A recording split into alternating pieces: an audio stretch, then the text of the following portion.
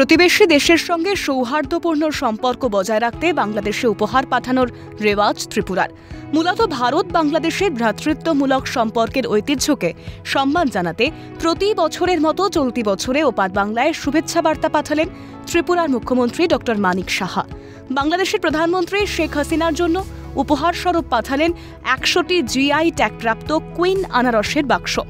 রবিবার সকালে আখাউড়ার আগরতলা বাংলাদেশ আন্তর্জাতিক চেকপোস্টে বাংলাদেশের অধিকর্তাদের হাতে বাক্স ভর্তি সেই উপহার তুলে দিয়ে দুই দেশের পারস্পরিক সম্পর্কের ভিত মজবুত করার বার্তা দিলেন ত্রিপুরা হর্টিকালচারের সহকারী অধিকর্তা দীপক বৈদ্য। তিনি জানান, ত্রিপুরার সেরা মানের আনারস এই কুইন আনারস।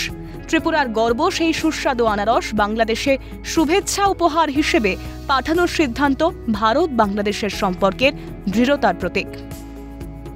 আমরা প্রত্যেক সময় চাই যে আমাদের ভালোবাসা এবং আমাদের যে সম্পর্ক, মধুর সম্পর্ক আছে, সেটা প্রতীক হিসাবে কিছু মাধ্যমে আমরা বিনিময় করি এবং আনারস আমাদের একটা অন্যতম মাধ্যম। যেটা জানেন যে এটা জিওগ্রাফিক্যাল ইন্ডিকেটেড ক্রপ, ত্রিপুরার কুইন পাইনঅ্যাপল সুস্বাদু, এবং আমরা মনে করি এটা ওয়ার্ল্ডের best pineapple variety, queen variety.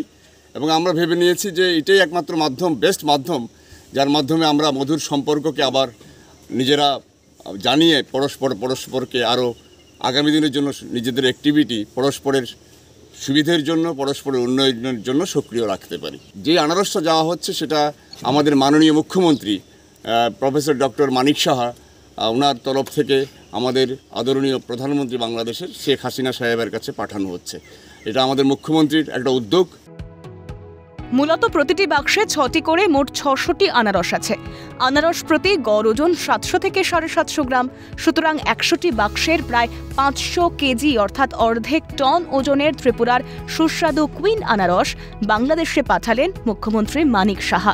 শুভেচ্ছা উপহার স্বরূপ ওপার বাংলায় ত্রিপুরার মরশুমি ফল আনারস পাঠানোর সিদ্ধান্ত শুধুই যে দুই দেশের মধ্যেকার সম্পর্ককেই অটুট করবে তা নয়, আগামী দিনে ভারতের পাশাপাশি অন্যান্য দেশেও এই ফলের রপ্তানি বাড়বে তা বলাই বাহুল্য।